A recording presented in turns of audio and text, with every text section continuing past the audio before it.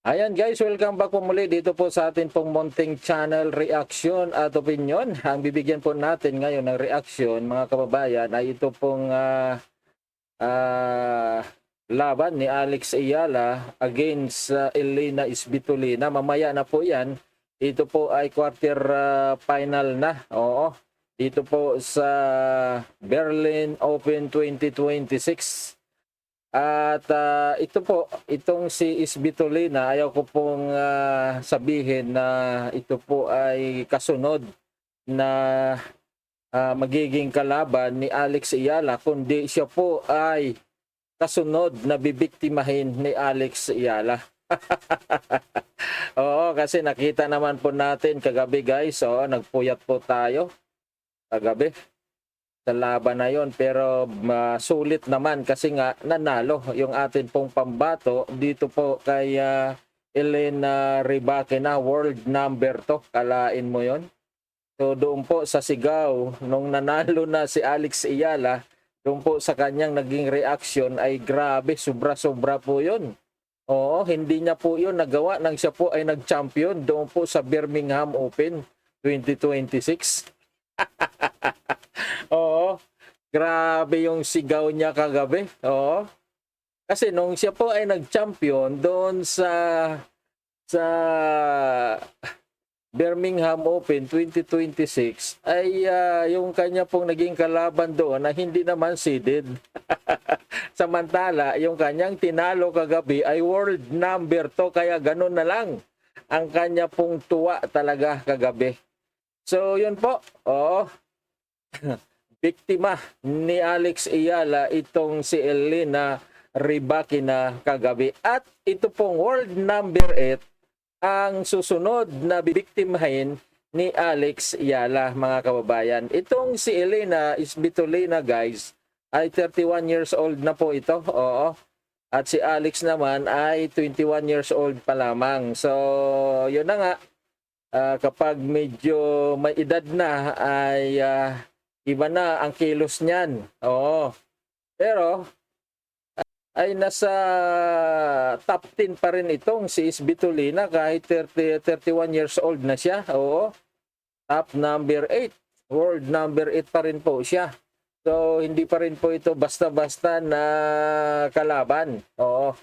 Kaya yun na nga, kung yung world number 2 ay tinalo ni Alex Ayala, ay kayang-kayang talunin ni Alex Ayala itong world number 8, mga kababayan. At para madagdagan pa yan, yung atin pong pag-a-assume na mananalo talaga dito si Alex Ayala, ay panoorin po natin yung isang video na kung saan ay naglaban itong si Elena Rybakina at itong si Elena Isbitolina, mga kababayan. Kasi katulad po ng aking pong naging ginawang analysis doon po sa laban ni Elena Rybakina at ni Alex Ayala, ang pinagbatayan ko po doon yung laban ni Elena Rybakina at ni Donna Bikic, mga kababayan. Dahil doon nga po sa laban na yon ay tinalo ni Donna Bikic itong si Elena Rybakina, di ba?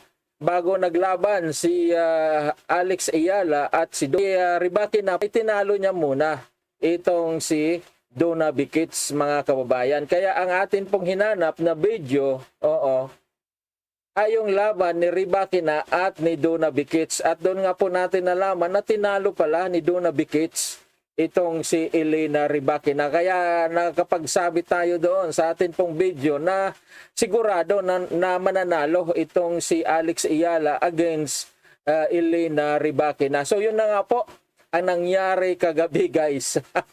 Bagamat tayo po ay nagpuyat, ay bawi naman, sulit naman yung atin pong pagpupuyat dahil talagang nanalo nga po ang ating pangbato na si Alex Ayala. So dito po sa laban ni Elena Isbitolina at itong si Alex Ayala, ang pagbabatayan din po natin dito guys ay itong laban ni Elena Rybakina at ni Elena Isbitolina, mga kababayan. Kapag tinalo ni Elina Rybakina, itong si Svitolina, oo, dito sa panunuorin po nating highlights, so ibig sabihin, kayang-kayang talunin ni Alex Ayala itong si Svitolina mamaya. Oo, 11:30 uli yan ng gabi mga kababayan, magpupuyat na naman tayo.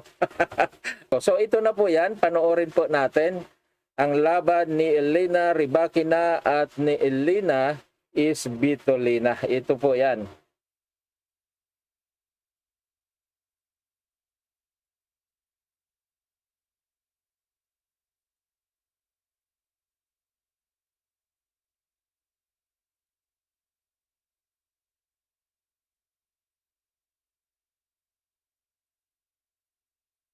Ayan, no? Oo. Pero humahabol itong si Rybakina.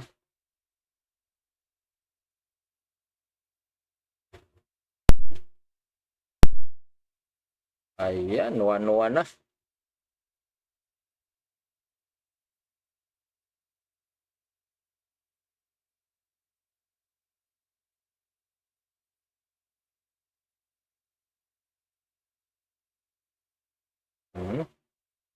Mabit sa net.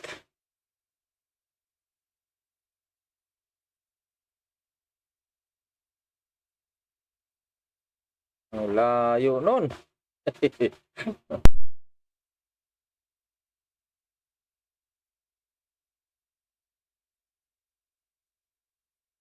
Ayan, 2-1 na, oh. Lumalamang dito si Svitolina. Oo. Ayan, sumabit na naman siya doon.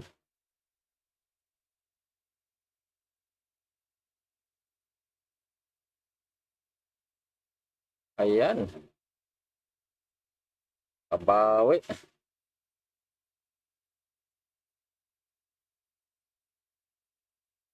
Backhand shot yun.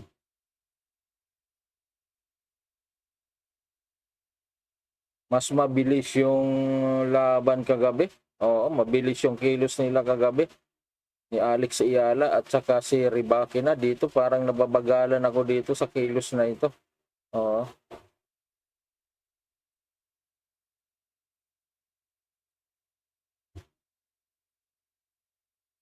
Ayan, tuto na.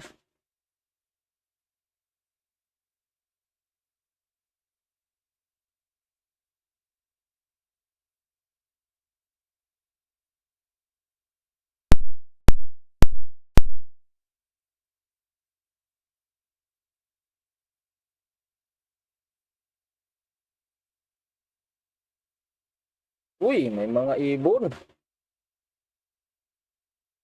Bakit hindi nila pinagbabawalan na lumipad yun habang may laban?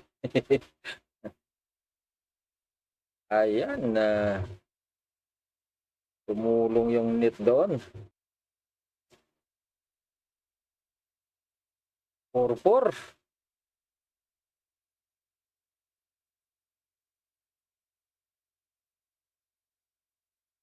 Ang titingnan lang kasi natin dito guys ay kung kaya ba talunin ni Rybakina itong si Svitolina. So dito po tayo interesado eh. Oo. Once na tinalo ni Rybakina dito si Svitolina, so madali natalunin mamaya ni Alex Ayala itong si Svitolina. Oo. Kasi tinalo na ni Alex Ayala itong si Rybakina.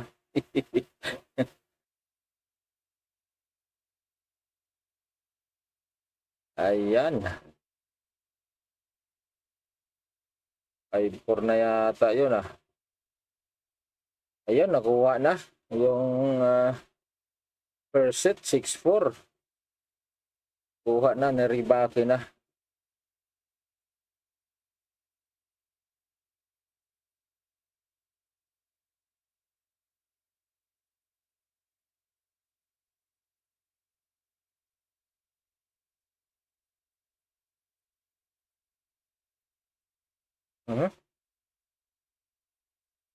Aming commercial nito. Ayan, 4-3 na.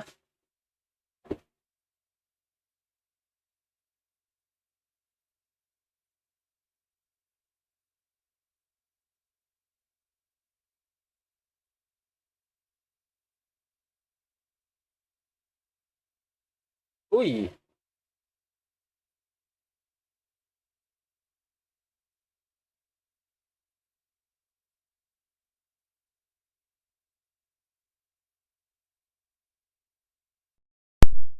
puro-puro oh. Hanggang hindi sila lumalayo sa isa't isa.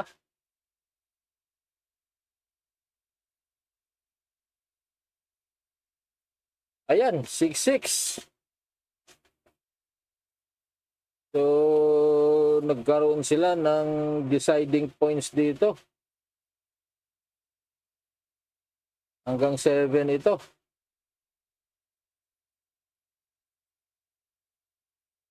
Yan, 3-1.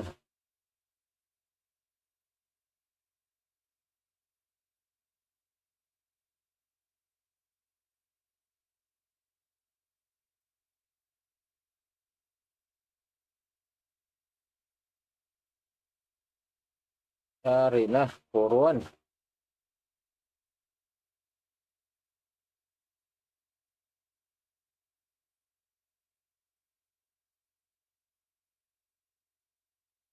Ay buwan, no?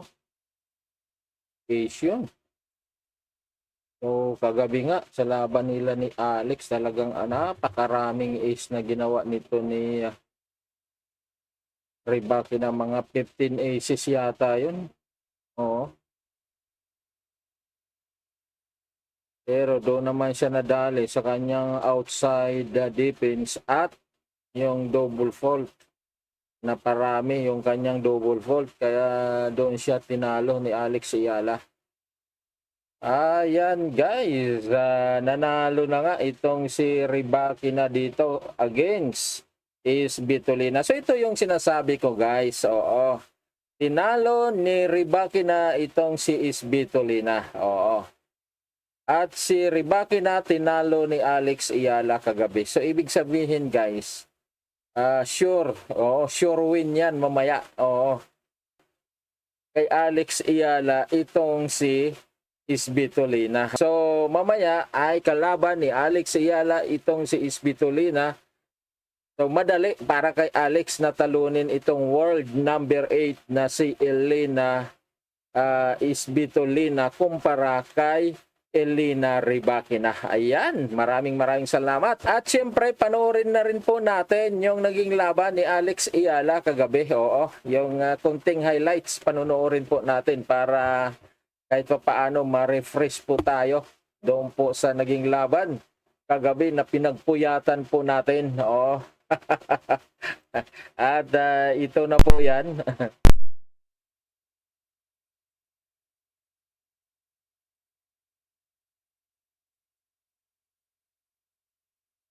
Ayan, dyan po tayo magsisimula na sa malapit na pong matapos para hindi po tayo humaba. Oo. So, buhay na buhay yung court nila rito. Yung napapanood natin kagabi, hindi ko maintindihan yung aking live kagabi kasi iba-ibang source, iba-ibang kulay, may light green, may dark green. Dito, buhay na buhay talaga ito.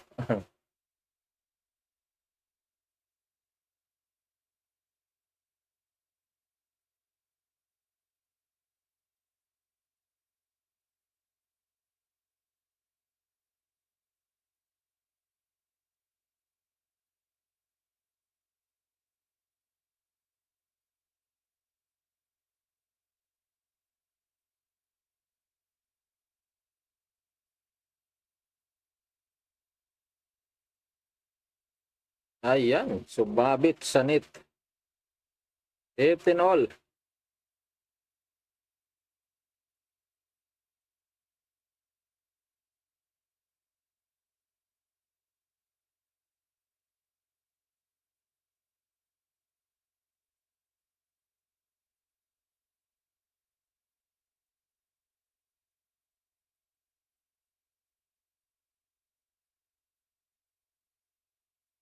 Ayan, sumabit dun si Alex.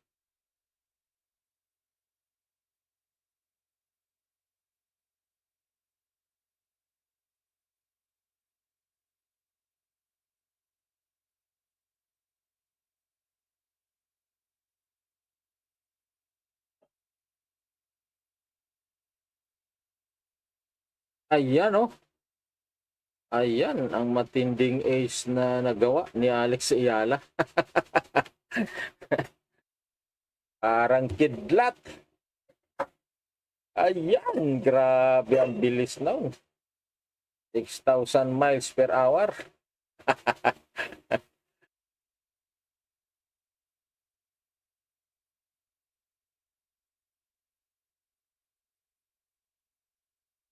Wow, ayan, oh.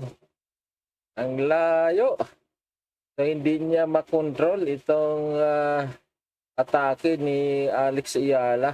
Oo. Hindi niya makontrol ibalik.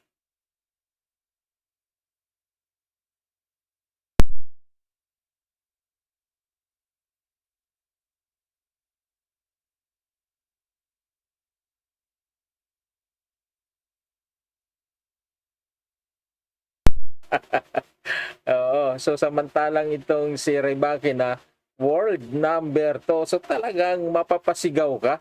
Oo, sa tuwa. Tinalo mo yung world number 2. So, ayan, oh.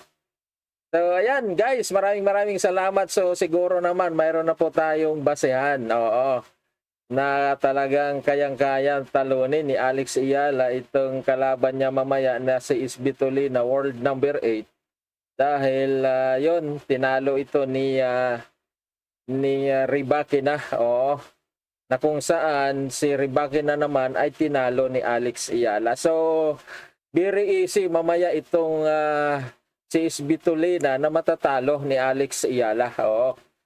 At yun na nga, at saka first time pa lang magkalaban itong dalawa, si Alex Ayala at itong si Isbitolina. Nagkaharap na po sila pero sa doubles. Pero sa single ay first time po nila itong magkaharap po dito sa Berlin Open 2026. So yun guys, maraming salamat po. Like and subscribe dito po sa ating pong channel. God bless us all.